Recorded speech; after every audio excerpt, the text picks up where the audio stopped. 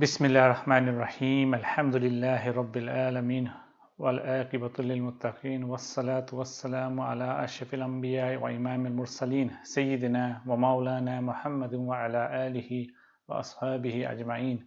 اللهم فقهنا في الدين وعلمنا التأويل وجعلنا من خيرة أمة سيدنا محمد عليه أفضل الصلاة وأتم التسليم. اللهم لا علم لنا إلا ما علمتنا إنك أنت العليم الحكيم. We seek Allah's protection from knowledge that does not benefit, from a heart that has no khushu, from a nafs that's never had enough, from an eye that does not tear, and from a dua that's not heard. Assalamu alaikum wa rahmatullahi wa barakatuh. Inshallah, I hope you're well.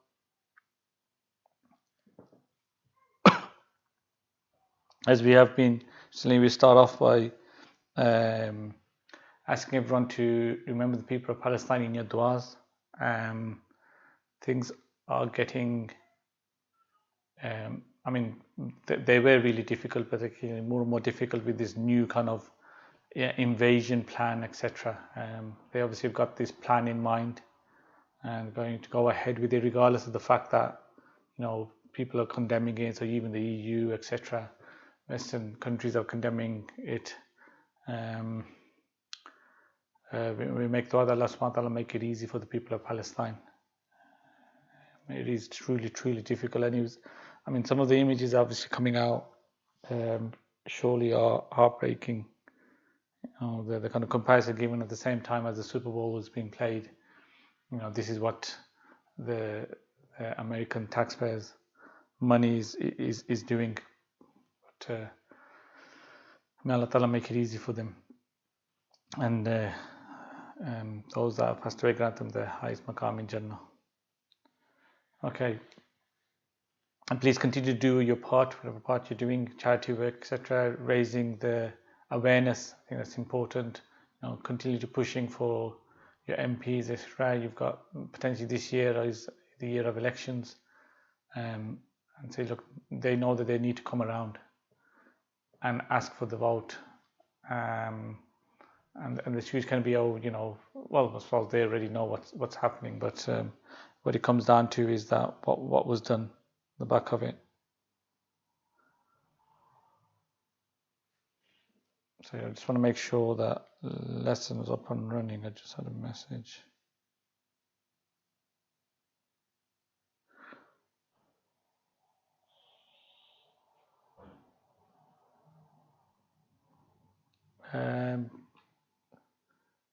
Okay, if anyone can't see the lesson or unable to log in, then please do send me a message and let me know. Okay, it seems to be there. Yeah, it seems to be there. People are watching, so inshallah it's probably just that.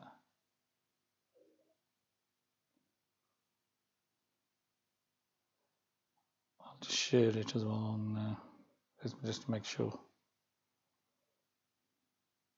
Sorry about this.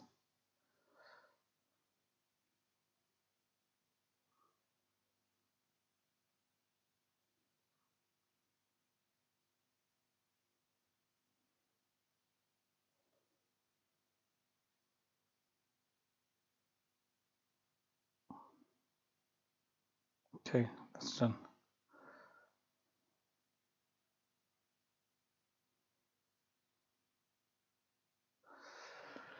Okay, so let's continue then, inshallah.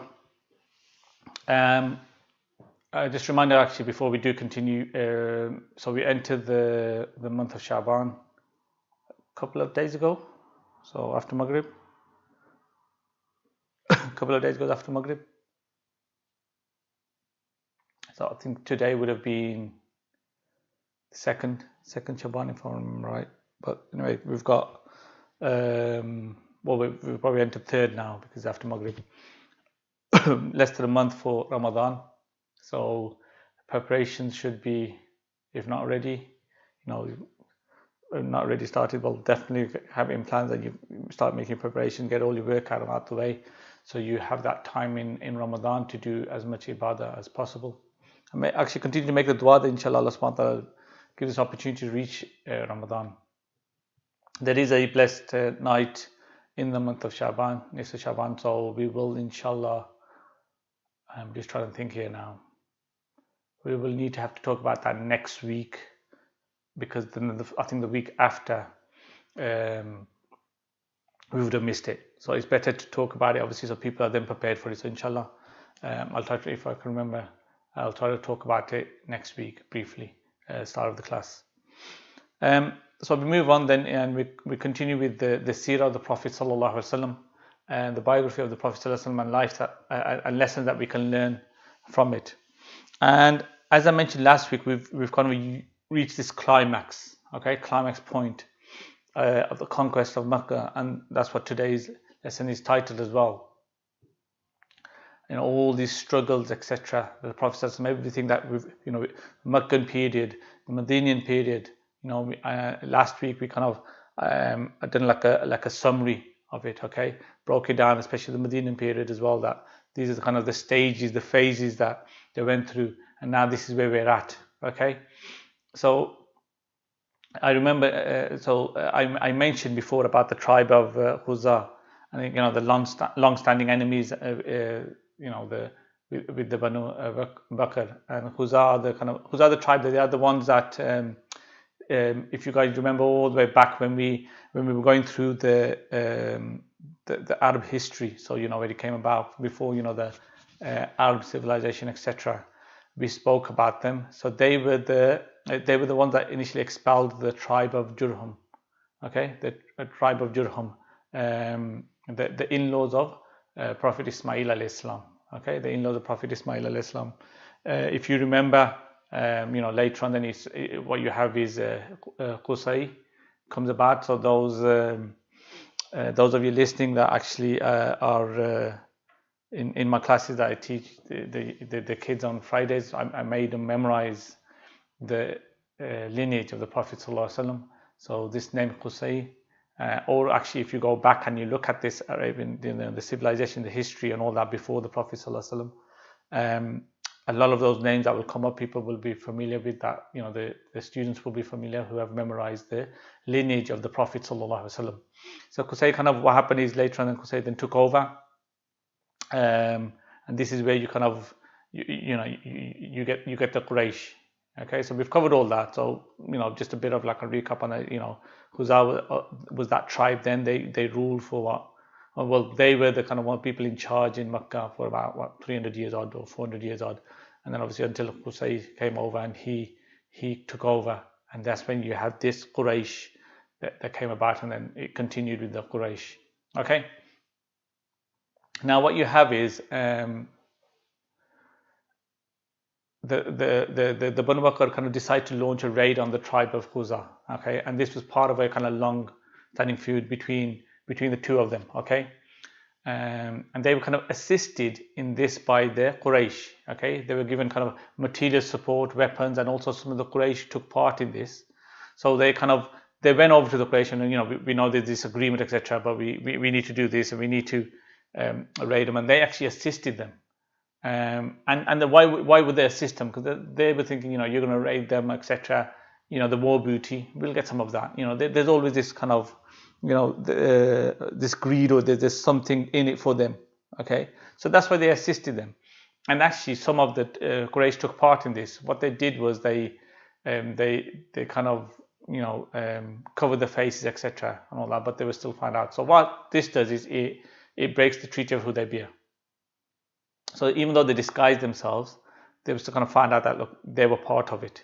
Okay, they were part of it, and also the fact that they were assisted as well. Even if they weren't part of it, they also assisted. So this violated the Treaty of Hudaybiyah, and the Prophet ﷺ was informed of this. Okay. Now, how was he informed? Okay, often kind of we've heard about the fact that the Prophet ﷺ was informed about this, or this messenger came. Even when you had just recently, you had Khandak, but Azab, you had a message being sent by the Prophet ﷺ's uncle, Sayyidina Abbas, radiyallahu anhu, okay, who was still in Makkah. So he kind of sent a message, to warn the Prophet ﷺ. So they had those few extra days to then prepare, dig the trenches. Okay, But this time, what happens is the Prophet ﷺ was informed via revelation. Okay, so our mother Sayyidah Maimuna mentions, so who he married. It was the last of his wives they married. So we've covered that recently. So he was in her house, and she was the last of his wives. And when they went on Umrah, that's when they married. Okay, and she described the Prophet ﷺ was in her house, and he was praying tahajjud.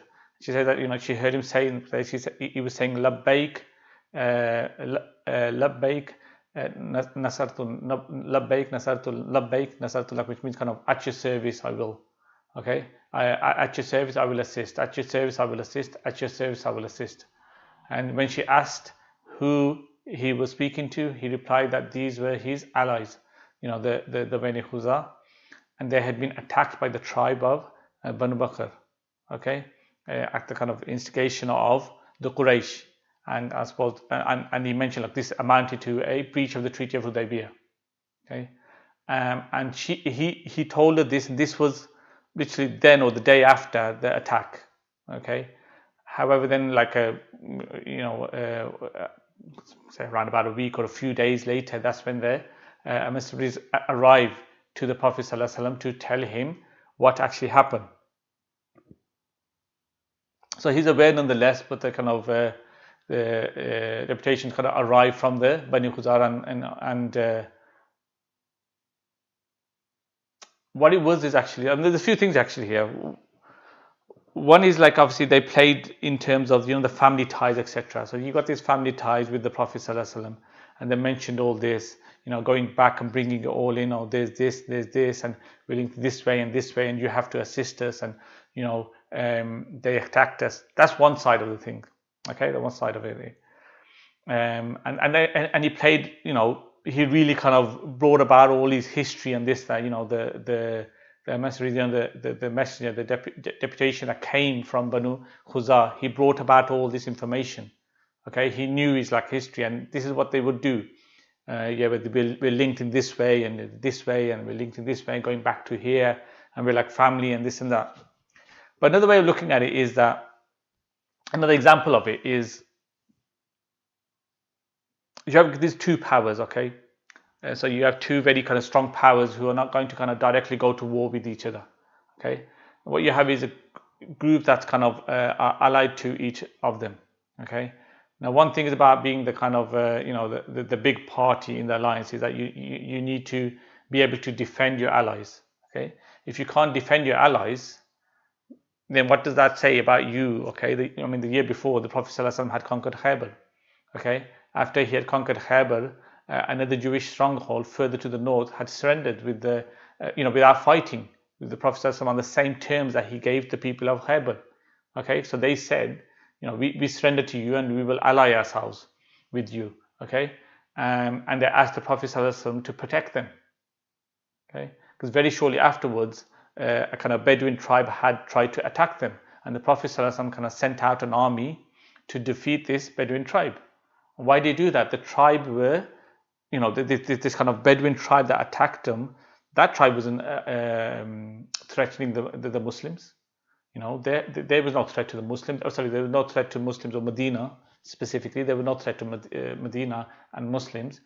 They were threatening a Jewish tribe or kind of Jewish settlement up, north somewhere. Okay, but because they were allied to the Prophet ﷺ, it's like an attack on your ally is an attack on you. Okay, so an example, famous example of Vietnam War. It started off as a civil war within Vietnam itself, but because the kind of North Vietnamese were communist and were allied to the USSR, right? The Soviet Union as it was then, and you had the South Vietnamese were capitalist and were allied to the Americans. So the Vietnam War effectively ended up being between the United States and the Soviet Union effectively, okay? Never openly, the US never declared war on the Soviet Union and vice versa, but it was, what you call a kind of proxy war. And you see that a lot happening now as well, it depends on who's going to back who. That's all it is. And then you just bring in, you kind of the supply chain, etc. And, we're on this side and you're on that side, and then who suffers? Those in the country. Okay. Now, Americans don't know what Vietnam is. Forget that even now they don't really know what it was all about. Okay, so it's a war with some kind of one. Basically, why would America care about Vietnam? They didn't care about Vietnam, right? They didn't care about the communist North Vietnamese were attacking the capital of the South Vietnamese, but because the South Vietnamese were, their allies, they were compelled to go in and attack, and they were compelled to help. Okay, so an attack on your ally is like an attack on you. Okay, so when the Banu Bakr, the allies of the Quraysh, attacked the Banu Khuzar, the allies of the Prophet ﷺ, it was like the Quraysh attacking the Muslims. Okay, hence it broke the terms of the treaty of Hudaybiyah, and they knew that. Okay, they were well aware of that. They knew it, and they instantly, what happened? They sent the most senior person that they could think of, okay, to go and speak to the Prophet ﷺ. So the most senior person was what? So Abu Sufyan. Abu Sufyan is, there's no one kind of at his level. Kind of all those that were, they've been killed in the previous battles. It's all him now. Okay, he's the leader of the Meccans. So study Abu Sufyan, the person that has gone to war with the Prophet ﷺ, right? He led Uhud, led Ahzab. He's been the leader of those kind of hostile to the Muslims since the time of Badr. So he kind of suddenly randomly pitches up in Medina, and he didn't know. Obviously, there's two versions here. Okay, one is that he pitches up. He doesn't know about the Banu Khuzar. That they have already sent a deputation to the Prophet ﷺ, and that the Prophet ﷺ already knows. See, he definitely didn't know the Prophet ﷺ already had revelation about it. Okay, but he kind of pitches up, says, "I want to speak to the Prophet ﷺ," and he says, it comes up, "Oh, Muhammad, we're family. Okay, we're friends. I wasn't present when you signed the Treaty of Hudaybiyah. Okay, I wasn't present when you signed the Treaty of Hudaybiyah." Because remember, he had gone on a trading mission. Okay, so he wasn't actually in Makkah then. So he goes, "Look, I wasn't actually present in Hudaybiyah, and obviously it's a very, very important treaty amongst us. You're the leader of Medina, I'm the leader of Makkah. I say we signed the Treaty of Hudaybiyah again. Okay, we just kind of reconfirm everything. Okay, and we sign it again. And the Prophet ﷺ knows exactly what this is about. And he says to him, "Oh, so tell me, has anything happened on your side to break the treaty?" And Abu Sufyan said, "No, see, nothing's happened. We're just here, and I thought, what, it's an important treaty, long-term treaty. We're leaders. Let's just kind of reconfirm it." That's what it was. So the Prophet ﷺ says, "We have signed the Treaty of Hudaybiyah. We're happy with every single term, every single article in it, and we will abide by the Treaty of Hudaybiyah down to the letter." Okay, down to the letter. What happens is,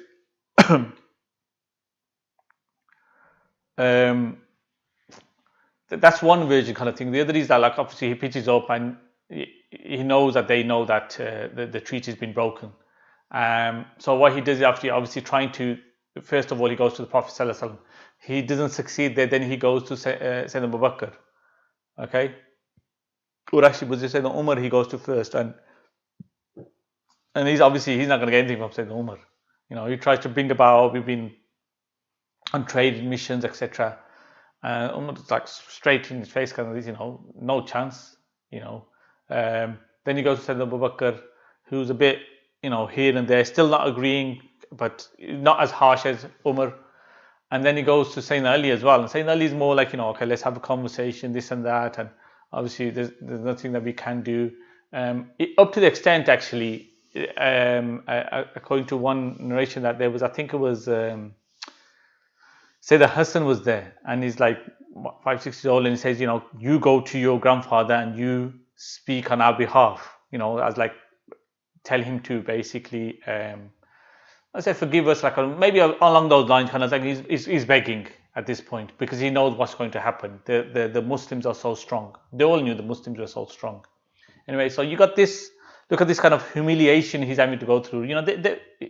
Abu Sufyan, and we're going to. We will speak about this a bit later on as well. He had a lot of pride. He considered himself an important figure. He wanted to be the center of attention. And look at what he's been going through. Umar kind of rejects him in a harsh way. So the Bakr Siddiq rejects him, maybe not as harsh. So the Ali he rejects him, but in like a what way.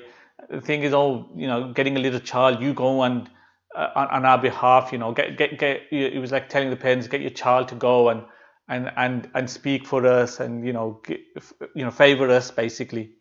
But saying that, Ali mentioned that the option you can do is go to the public, so go to the masjid and make an announcement there. So I even went through that extent, but on all levels, he gets rejected. On all levels, he gets rejected.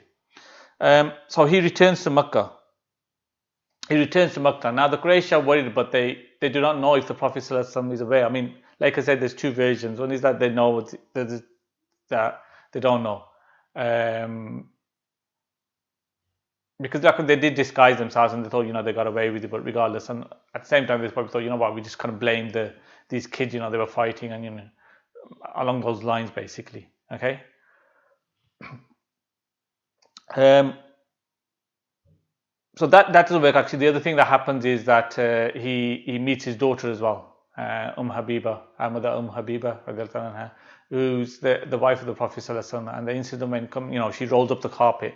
When he goes and she rolls up the carpet, she takes it away, and he says, because I'm not good enough for the carpet, or because the carpet is not good enough for me?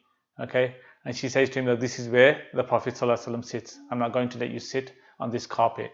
I mean, this, like I said, is a bit of a summary of that because we covered this last week. Okay, so moving on from here, at this point, the Prophet ﷺ begins his preparation for a campaign. Okay. He begins for the campaign. So this is the preparation for the conquest of Makkah. Okay, Fatah Makkah. And he starts to kind of draw in the allies and said, look, we're going on a campaign. But he's not saying where the campaign is. Okay, he makes a point of this. He does not tell anyone what the campaign is. Okay, he said, make preparation, like you're heading off to the north. And actually, there's some kind of narration that he actually did send out a small kind of party up north, okay, just to kind of, not to get an idea of what's happening, okay, so north or heading out to the east, or anywhere, whichever direction you're going to go, okay. So no one knows that the Prophet ﷺ is gathering an army, but no one knows he's gathering an army, but no one knows where the army is heading out to. Okay, he made this point of it. No one knew where the army is heading out to. Okay, so they set out, and when they set out, there's there's 10,000 strong here. Okay, 10,000 strong, and they start heading to the south. Okay, but even then, there are a number of possible targets in the south. Primarily, which one of those is Taif. And the kind of people of Taif and their allies, the Khwarizm tribe, are convinced that the Prophet ﷺ is heading for them. Okay, so now they suddenly, they start to have regrets, the way they treated the Prophet ﷺ. All right, because when he came to 10 years ago, he was just some guy, some kind of refugee coming from Makkah. Yeah, he's a big man now. He's a chieftain. All right, he's got an army, a big army at his back. So they start to gather their forces together as well. As they start to call in their troops. Okay, this is because this kind of becomes important a bit later on. Okay, a bit later on, this becomes becoming important. Okay, so kind of word is sent out, and the allied tribes kind of assemble. They assemble in Medina, and this is in Ramadan, in the 8th year of the Hijrah. Okay, this is the kind of the largest fighting army that the Muslims have ever assembled up to this point. Okay, so they're 10,000 strong. It includes all of the able-bodied fighting, so all of them, all able-bodied fighting men in Medina. That's 4,000 Ansar, 700 Muhajirs, as well as different tribes have come together, and they provide troops, and the army kind of swells to about 10,000 in total. Now look how things have changed. Just take a moment and look how things have changed. Look at what we've been going through. First, look at Badr, 313. Remember how when we described Badr, it was a lost cause. Okay, 313 against opposition is like, what? The Quraysh were joking. we're going to go, we're going to sing and dance, and we're going to have fun, and then we're just going to slaughter, and then we come back. It's like it was a done deal. 313 then. That's 313. And remember the dua of the Prophet ﷺ. SubhanAllah, remember the dua of the Prophet ﷺ before the battle. Okay, that this is it. 330. This is the, if they are killed, then that's it. The religion doesn't go forward. Okay, so the dua of the Prophet ﷺ. I mean, look at just a couple of years ago. Hazab, the Battle of Hazab, trenches, 10,000 on the opposite side. So it was 10,000 actually coming up against them. But now it's them. 10,000 strong setting out. SubhanAllah. Look how things change. We have this. It's a movie scene, kind of a movie story, but reality. Okay, where we started and where we are now.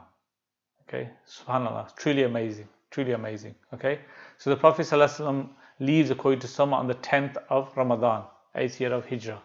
Okay, and Martin Lings, I said this very nicely. He puts this across. So I'll read from Martin Lings, I think so, and I'll try to interject at certain points. But I want to finish at a certain stage actually, and then we'll continue. So we won't be finishing the Conquest of Makkah today, inshallah, but we're heading towards that. Okay, we're heading towards that. So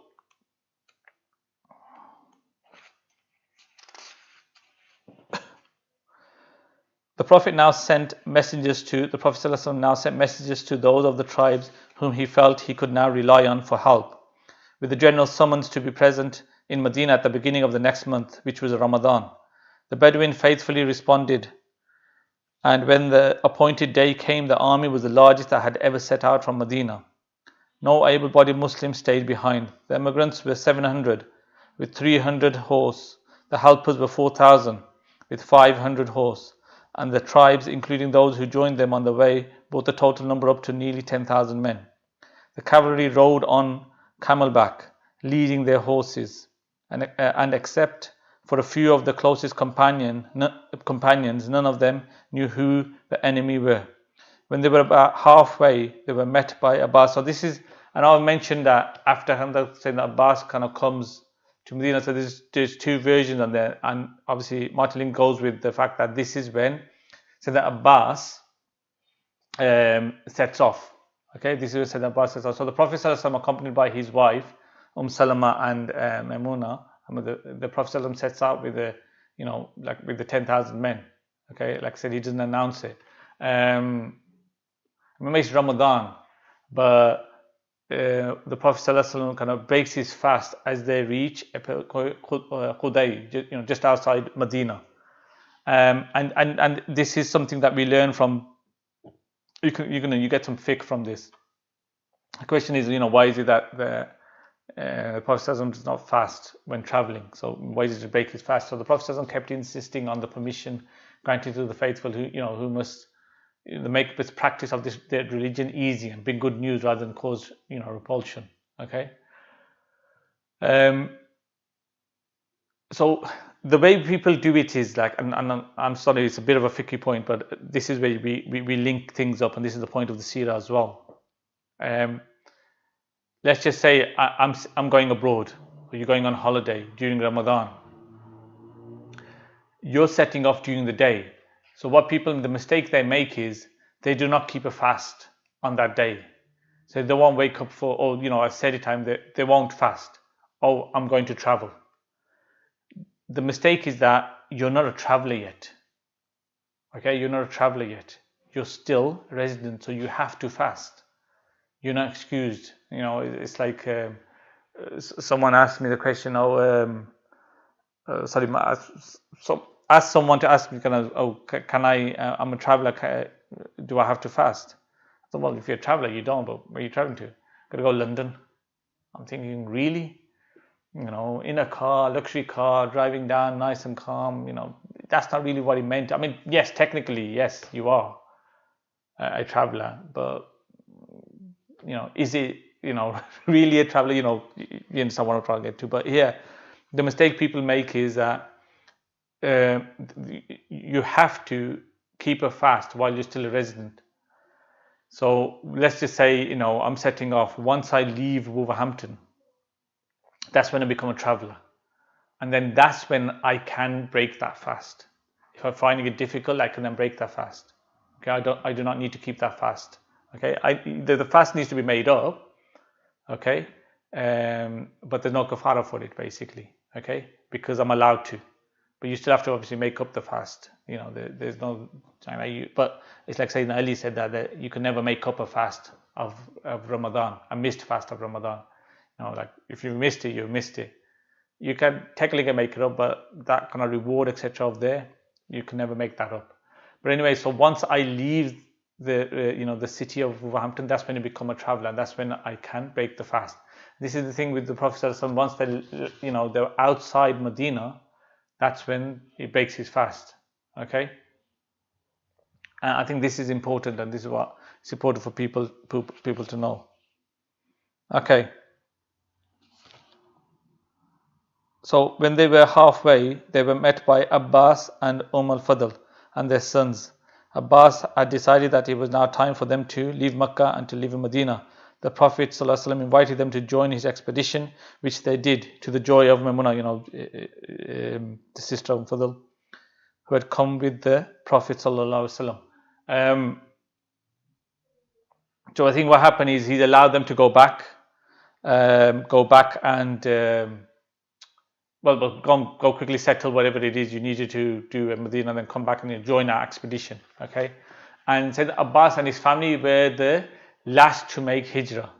The Prophet said there is no hijrah after the conquest of Makkah.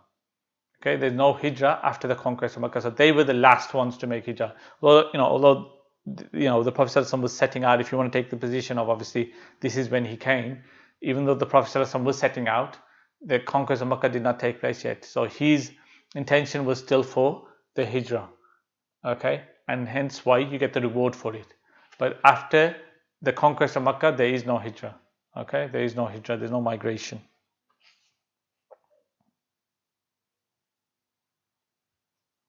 So Salama was also with the Prophet ﷺ at one of the next halts. She was told that two men of Quraysh were in the camp and wished to speak with her.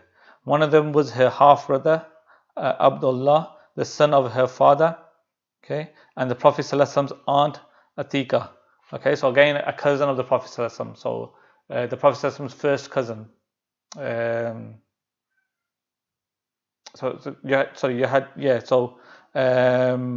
had Abdullah, the son of the Prophet, her father, and the Prophet ﷺ's aunt, Atika. The other was the son of the Prophet ﷺ's eldest uncle. So the first cousin, Abu Sufyan. His name was Abu Sufyan. So this is not the Abu Sufyan. This is where the confusion is. Remember, right at the start of the Seerah, we were going through the family tree of the Prophet ﷺ and his uncle as well, and then we linked in that Abu Sufyan was his eldest uncle's son. This is the Abu Sufyan we're talking about. This is not the same Abu Sufyan who's just left Medina. He's the leader of the Quraysh. Not the same Abu Sufyan.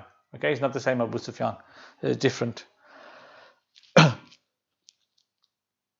So he was the poet Abu Sufyan. At one time, nursing of Alima, he had with him his small son Ja'far. So his son's name was Ja'far. Both men had been close to the Prophet ﷺ until revelation came, when they turned against him. Now they had come to seek his forgiveness and to ask Salama to intercede for them. Okay. She went to the Prophet ﷺ and said, your wife's brother, son of your aunt is here, and your uncle's son, who is your foster brother. Okay, so he was also nursed by Sayyidah Halima. But the Prophet ﷺ said, I have no call to see them. As to my brother, he meant her brother Abdullah. He said unto me what he said in Makkah, and to my uncle's son, he has brought dishonor upon me.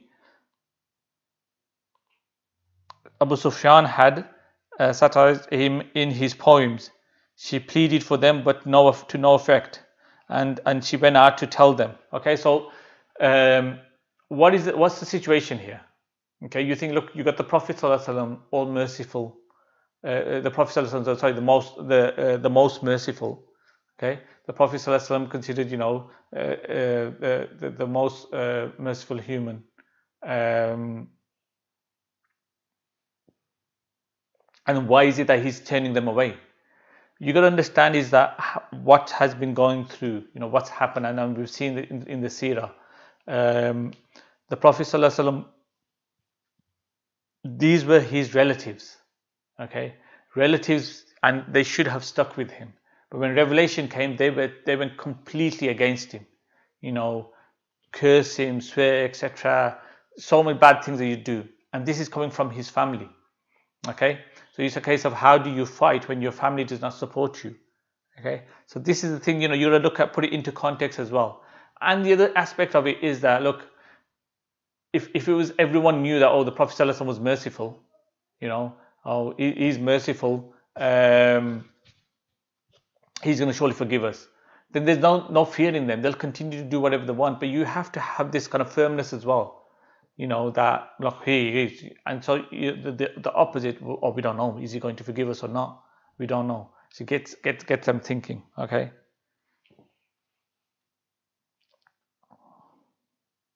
So when she came out and she told this, Abu Sufyan said, either he shall see me, or I will take my son by the hand and go out into the desert until we die of thirst and hunger. And though he meant, the Prophet says, most long-suffering of men, even apart from my kingship with them.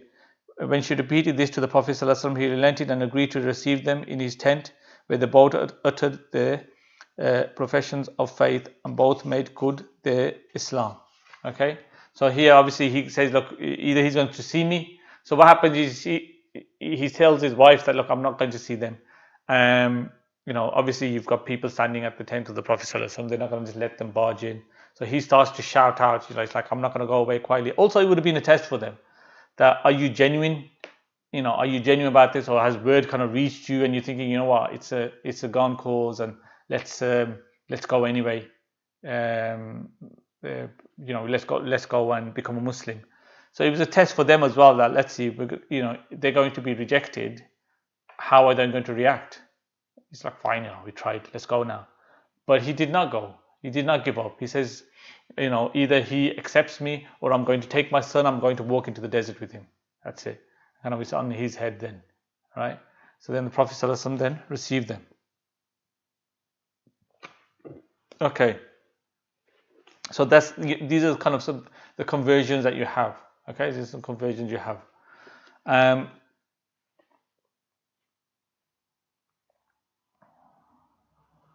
So what happens is, during the march, on one of these days, the Prophet ﷺ comes across a female dog lying by the side of the road with a litter of recently born pups, which he was feeding, and he was afraid that she might be molested by one or another of the men. So he told Juel of Damrah to stand on guard beside her until every contingent had passed. The name Juel still clung to him despite the name of Amr, which the Prophet ﷺ had given him. So this is the famous story of, you've got this 10,000 strong marching, and yet there's this, the Prophet ﷺ spots a dog and her puppies lying by the side of the road, and not wanting to disturb them, he tells, look, stand guard there, okay, until the entire army passes, so they don't get disturbed. And another one is that he actually diverts the army, kind of thing, so you don't disturb them at all. But kind of this is the two variations. But still, look at the fact that how the Prophet ﷺ is still considerate about this. The animals, not our attitude of we don't care. I mean, here I suppose it's not the same, but when you go kind of abroad, especially third world countries, etc., they treat them like nothing. So look at how the Prophet ﷺ is still caring, okay, so merciful.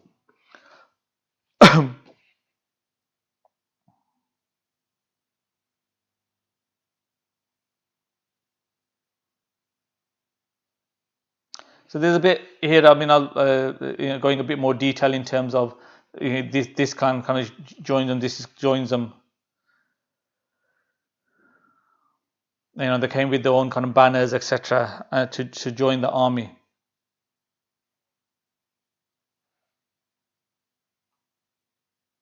At the outset, the Prophet ﷺ has sent a man through the army to proclaim, "He that would keep his fast, let him keep it, and he that would break his fast, let him break it."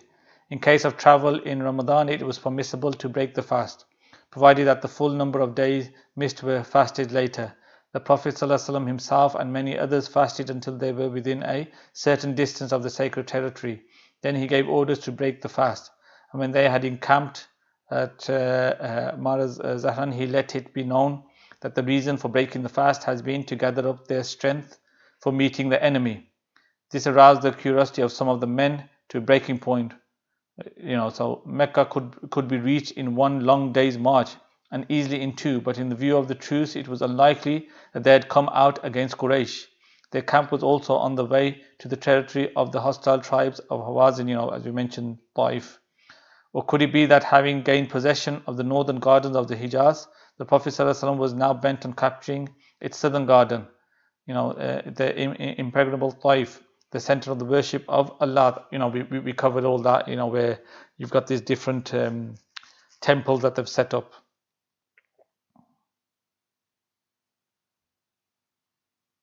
So you got all this basically happening in where are they actually going? Trying to go to the soldiers are thinking, where is it that we're traveling to? Okay, where are we going?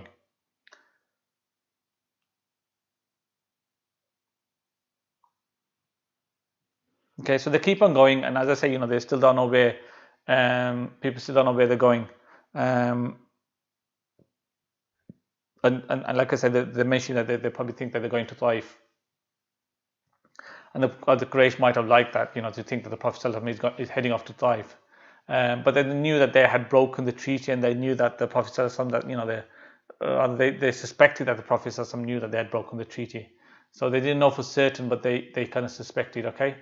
So what happens is, as they reach an area around Makkah, or at the edges of the Haram, the sacred place, the Prophet ﷺ orders fires to be, sort of campfires basically, to be, each man to light one campfire, okay, to that extent basically.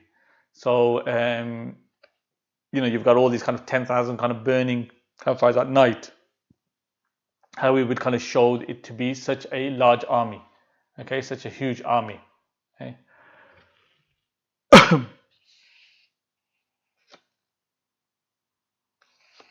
The Prophet was aware of this, and in order to increase their fears, he ordered these men to spread out, each man to light a fire after dark. So here he mentions here as well, Martin Lings. I'm just trying to kind of zip through because I'm just going to give you a bit of a summary around it.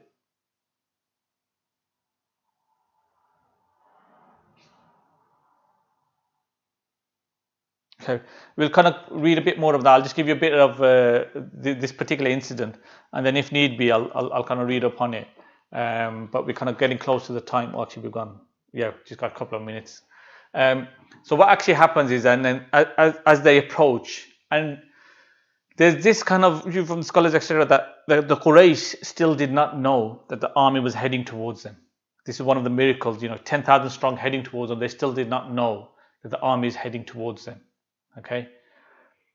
Abu Sufyan, obviously, he gets word, or whatever it is, so he kind of comes out to then meet the Prophet ﷺ again, or to that extent. So what happens is that when they camp, the Prophet Sayyidina Abbas says to the Prophet ﷺ, "Let me go and negotiate." Okay, let me go and negotiate. And the Prophet ﷺ then gives him his mule. Okay, and on the way is where he meets Abu Sufyan and the others. And then what he does is he brings them back to the Prophet ﷺ. Okay, so he brings them back, but he brings them back under his protection, and this is important here.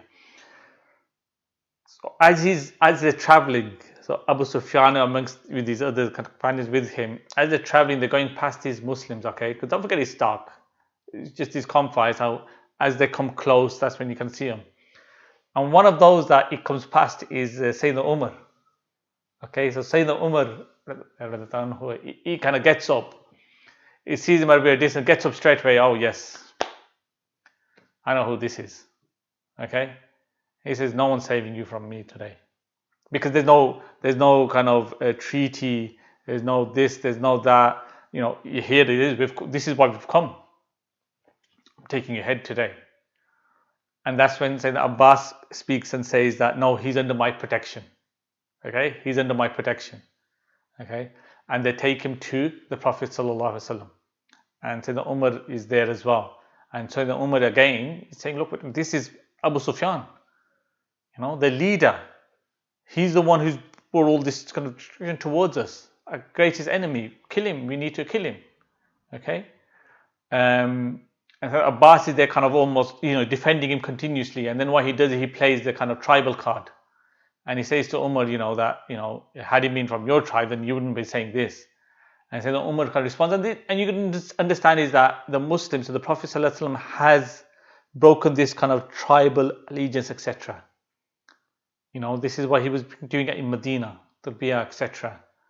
So the Abbas was still in Makkah. Okay, so he did not have the exposure of that. So he still kind of plays this tribal card thing. Oh, is it because of this? Because that was normal. That's the way things worked before. And so Umar says that, he was more, Sayyidina Umar said, I was more happy when you, as in Sayyidina Abbas, you became Muslim than if my own father had become Muslim, because the Prophet ﷺ was so happy. So look at the love Sayyidina Umar has, the love for the Prophet ﷺ. Sayyidina Umar says that he's happy that Sayyidina Abbas had become Muslim. When Sayyidina Abbas became Muslim, he was more happy than he would have been happy had his own father become Muslim. And the reason for that is because the Prophet ﷺ was happy that Sayyidina Abbas became Muslim. Okay, so this is subhanAllah, this is beautiful coming from Sayyidina Umar. Anyway, so this is what happens. They kind of continue with this kind of discussion, whatnot. There is this, actually, let me just read that part on it. Hold up.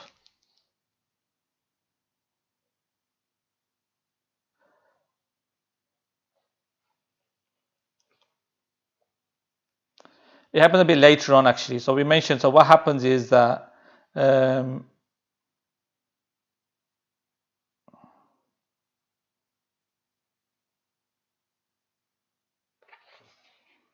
me just quickly read this part, actually, because when you get to, so, O Muhammad, there is still Abu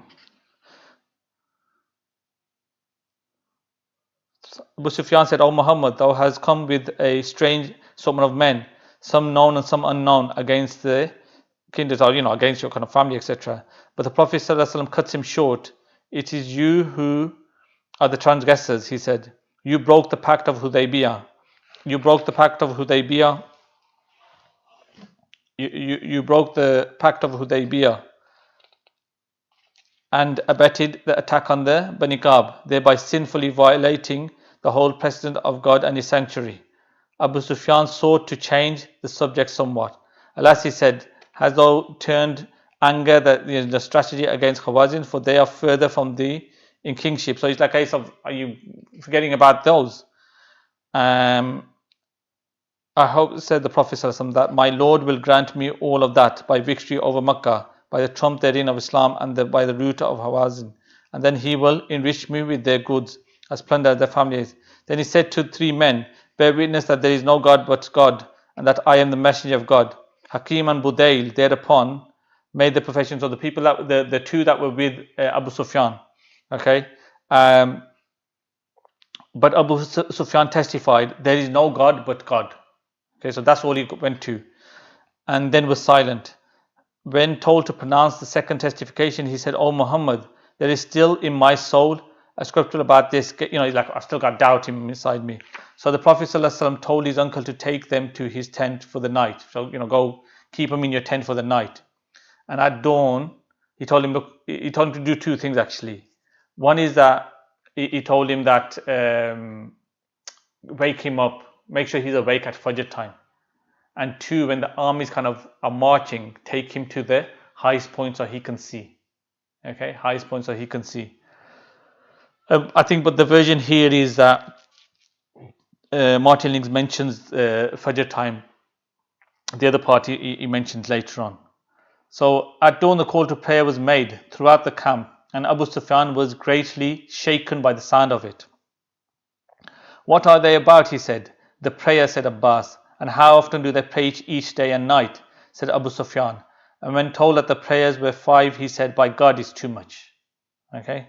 Then he saw the men eagerly crowding and jostling each other that they might be splashed with water from the Prophet's ablution, or have some drops of what was left from it. So they were kind of almost like, we want to get close and get that ablution water, coming off the Prophet.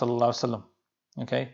And he said, O Abu al-Fadl, I have never seen such sovereignty as this. Out upon thee, said Abbas, believe, take me to him, said Abu Sufyan. And after the prayer, Abbas took him again to the Prophet and he testified his prophethood.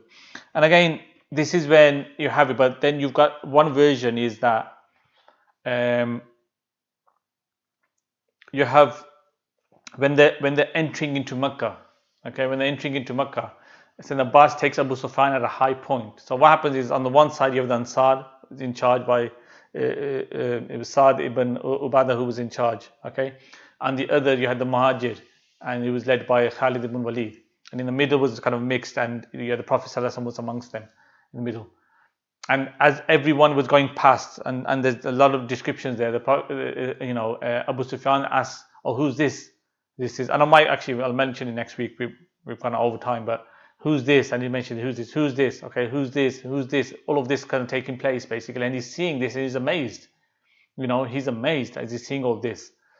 Another incident takes place is that Sa'd ibn Ubadah, when he goes past, he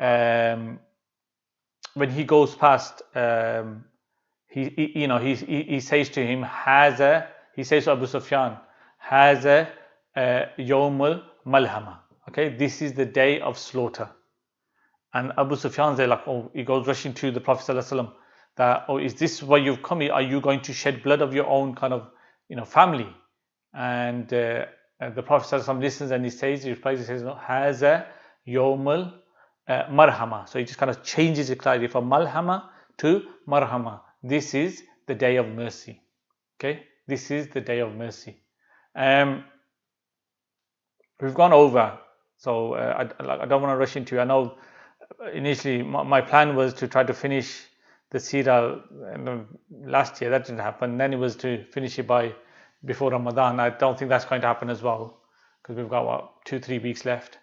But inshallah, we're going to get close. Conquest of Makkah, we haven't got too far to go from here. But we'll continue. We leave it at that point, because the kind of entry into Makkah, I want to kind of proper go into that detail, because it is one of amazing, the kind of things that we come across, the things that we do. So that's important. Okay, so we'll cover that inshallah next week. We'll leave it at that. Inshallah, that's been useful, and we'll continue with the Conquest of Makkah next week. Sallallahu alaihi wasallam. Subhana rabbika rabbil izzati amma yasifun. Wa salamun alal mursalin. Walhamdulillahi rabbil alamin. Bi rahmatika ya arhamar rahimin. Assalamu alaikum wa rahmatullahi wa barakatuh.